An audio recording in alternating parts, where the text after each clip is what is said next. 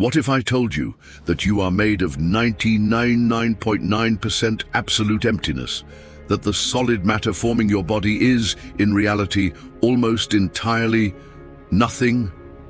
What if I told you that right now, trillions of particles called neutrinos are passing through your body without you feeling absolutely anything? That the chair you're sitting on, apparently solid, is actually force fields repelling other force fields? Prepare yourself. What you're about to discover will destroy everything you thought you knew about reality. 1897, Cambridge, England. A man alone in a dark laboratory was about to shatter reality itself. He didn't know it, but he was destroying an idea that humanity had believed for over 2,000 years. For centuries, we believed the atom was indivisible, the fundamental brick of matter, the cosmic Lego that couldn't be broken. But Joseph John Thomson was about to prove we were completely wrong. In the last episode, we saw how Maxwell revealed the electromagnetic nature of light. Today, we'll discover something even more disturbing. Matter itself is not what it appears to be. Thomson wasn't a revolutionary by nature. He was a meticulous man, director of the prestigious Cavendish Laboratories at Cambridge, the same laboratory where, decades earlier, Maxwell had made his revolutionary discoveries about electromagnetism. But his curiosity led him to investigate a phenomenon that had intrigued scientists for decades: the mysterious cathode rays. Cathode ray tubes, evacuated glass bulbs that produced mysterious beams when subjected to high voltage. These rays made substances fluoresce with a ghostly glow, but their nature was a complete enigma. Were they waves like light? Were they particles? Were they something completely new that science didn't yet know? Thomson did something brilliant. He applied electric and magnetic fields to the rays, observing how they behaved. They deflected in predictable ways. The amount of deflection allowed him to calculate the charge-to-mass ratio of these particles. The result? Terrifying. These particles were 1,800 times smaller than the hydrogen atom. The indivisible atom was shattered. Thomson called these particles corpuscles, but they soon became known as electrons. For the first time in history, a subatomic particle had been identified. Thomson proposed his plum pudding model, a sphere of positive matter with electrons distributed uniformly throughout, like raisins in a cake. It was primitive, but revolutionary. But this discovery was only the beginning of the nightmare. But before we continue this journey to the heart of the atom, let me ask you a question. Do you want to discover how apparently useless ideas shaped everything around us? If so, subscribe to the channel and turn on notifications. Because what comes next will change your perception of reality forever. 1900, Berlin, Germany. Max Planck, a deeply conservative German physicist, faced an apparently minor technical problem: black body radiation. A black body is an ideal theoretical object that absorbs all incident radiation and, when heated, emits radiation at all frequencies. Classical physics predicted something absurd. Hot objects should emit infinite energy at high frequencies. It was the ultraviolet catastrophe. According to this theory, we should all be instantly fried. Planck found a solution, but at the cost of scientific heresy. Energy couldn't be emitted continuously, but only in discrete packets, quanta. The energy of each quantum was related to its frequency by the equation E equals h nu. Planck was horrified by his own discovery. He spent years trying to eliminate it, treating it as a mathematical trick without physical reality. 1905. Einstein, then an unknown patent clerk, took quanta seriously. In his paper on the photoelectric effect, he proposed something even more radical. Light wasn't just a wave, it was also a particle, photons. To knock electrons from a metal, light needed to have minimum energy in packets. Red light, even intense, couldn't do it. Blue light, even weak, could. Wave-particle duality was born, and with it, the end of intuitive physics. Einstein won the Nobel Prize for this discovery, not for relativity, One of the great ironies in the history of science. 1909, University of Manchester. Ernest Rutherford, a New Zealand physicist with the energy of a volcano and the precision of a Swiss clockmaker, was about to perform the most revealing experiment in the history of atomic physics. A former student of Thomson, Rutherford had his own ideas about the structure of matter. Together with his assistants Hans Geiger, yes, the inventor of the Geiger counter, and young Ernest Marsden, he planned an apparently simple experiment, the gold foil experiment. Rutherford bombarded an incredibly thin gold foil with radioactive alpha particles. If Thomson's model were correct, the particles should pass straight through with little deflection. Like bullets going through pudding. But what happened was impossible. While 99% of the particles passed straight through, some were deflected at enormous angles. Others simply bounced back, returning toward the source. Rutherford described his bewilderment. It was almost as incredible as if you fired a 15-inch shell at a piece of tissue paper and it came back and hit you. The only possible explanation was terrifying and revolutionary.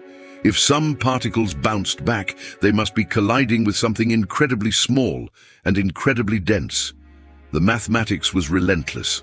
All the positive charge and practically all the mass of the atom, 99.9% of it, were concentrated in a minuscule central region.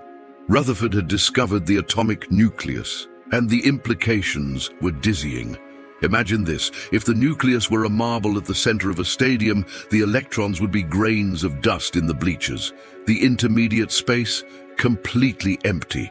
The atom wasn't solid.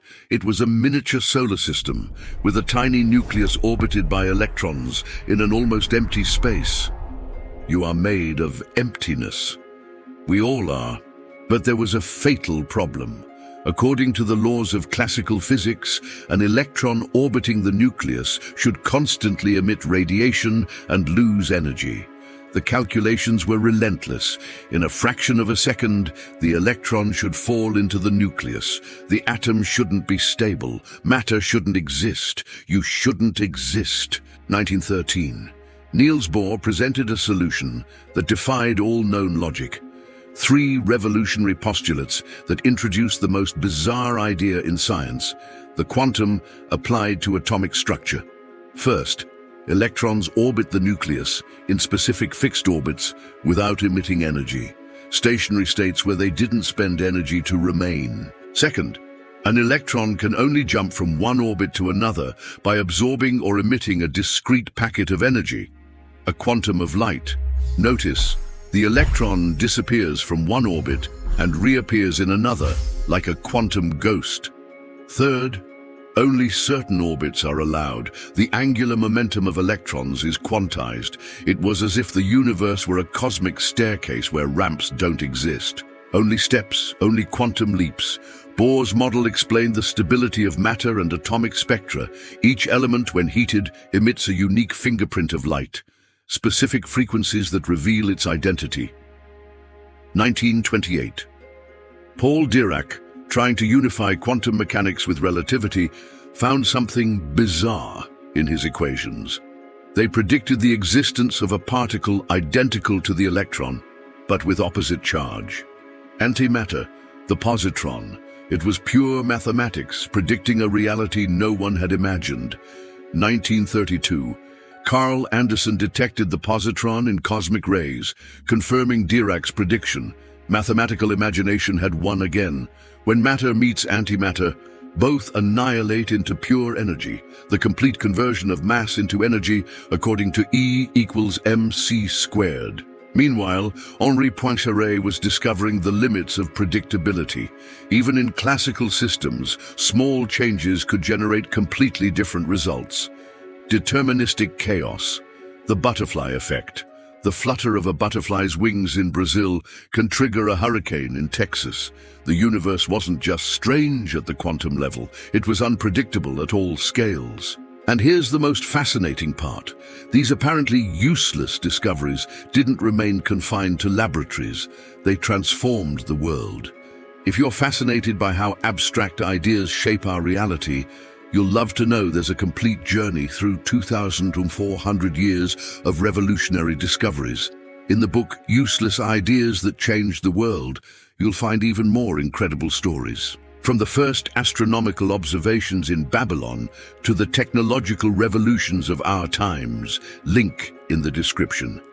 But let's return to the present. In your smartphone, billions of transistors exploit the quantum leaps of electrons. Each bit of information depends on the quantum mechanics that Bohr revealed. Without understanding atomic structure, there would be no modern electronics. No computers, no this video. In hospitals, PET scans use matter-antimatter annihilation to detect cancers invisible to other methods. It's one of the most spectacular applications of quantum physics in medicine. Here's how it works. A patient receives an injection with fluorine-18, a radioactive isotope that emits positrons. Each antiparticle travels only a few millimeters in the body before encountering an electron. The moment of encounter is dramatic. The two particles completely annihilate, converting all their mass into pure energy, exactly as Einstein predicted, with E equals mc squared. Two gamma rays emerge from the annihilation, traveling in exactly opposite directions at the speed of light. Detectors around the patient capture these pairs of photons, and computers triangulate with millimeter precision the origin of each event. The result: detailed three-dimensional images showing where cancer cells are rapidly consuming glucose, or where the brain is most active during different tasks. Dirac's antimatter, born from abstract equations, today saves lives by diagnosing brain tumors and monitoring cancer treatments. Magnetic resonance imaging manipulates the quantum spin of nuclei. Lasers depend on electronic transitions. LEDs convert electricity into light through quantum leaps. Nuclear energy releases the power of the nucleus that Rutherford discovered. GPS uses relativistic corrections. Nanotechnology manipulates individual atoms. Even Poincaré's chaos theory found vital applications. Weather prediction, economic models, heartbeats, population dynamics, urban traffic, all are chaotic systems we now understand better. Chaos isn't disorder. It's an order too complex for us to predict, but not too complex for us to understand. The most abstract and useless ideas in physics became the invisible pillars, upon which our entire technological civilization is built. Thomson broke the indivisible atom. Rutherford revealed the emptiness at its heart. Bohr tamed quantum leaps. Planck discovered that energy comes in packets. Einstein proved that light has a dual personality. Dirac imagined antimatter. Poincaré showed the limits of the predictable. Each explored territories that challenged common sense. Each found ideas that seemed to have no utility beyond satisfying curiosity. And each of these useless ideas transformed the world. This is science's deepest lesson. The most abstract investigations often become the most transformative. Who would have imagined that understanding why hydrogen glows would lead to computers? That equations about non-existent particles would lead to machines that detect cancer? That failure to explain heated objects would create the digital age? The shattered atom revealed disturbing truths. We are made of emptiness, punctuated by quantum probabilities. Solid matter is an illusion. Reality is stranger than any fiction, and the apparently most useless ideas can literally change everything. If this video changed your perception about the nature of matter, subscribe to the channel and ring the bell. In the next episode, we'll explore how Einstein destroyed our notion of absolute time and space. Reality still holds secrets that will challenge everything you think you know. Think in the void.